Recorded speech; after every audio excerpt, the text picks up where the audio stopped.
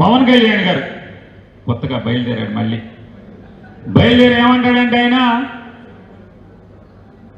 నేను తెలంగాణలో మీటింగ్ పెడతానంటాడు. ఆంధ్రాలో మీటింగ్ పెట్టడు, తెలంగాణలో మీటింగ్ పెడతా అంటాడు.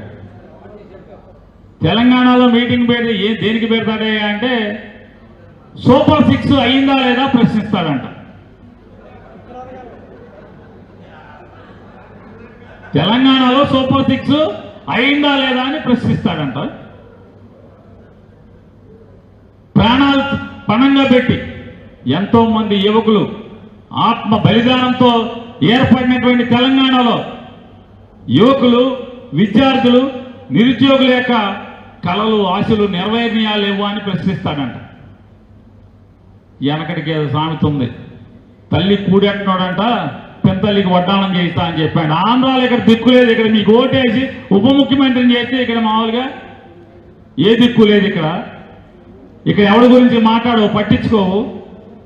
ఓ పక్కేమో పేకాటో బాగా ఆడితే ఆడికి టీచర్ ఉద్యోగం ఇచ్చేస్తానేమో మీ తమ్ముడు చెబుతున్నాడు. ఇచ్చేస్తున్నాడు ఉద్యోగాలు అమ్ముకుంటున్నాడు, భూములు అమ్ముకుంటున్నాడు, అన్నిట్లో దోచేస్తున్నారు. అమరావతిలో దోచేస్తున్నారు. నోరెత్తో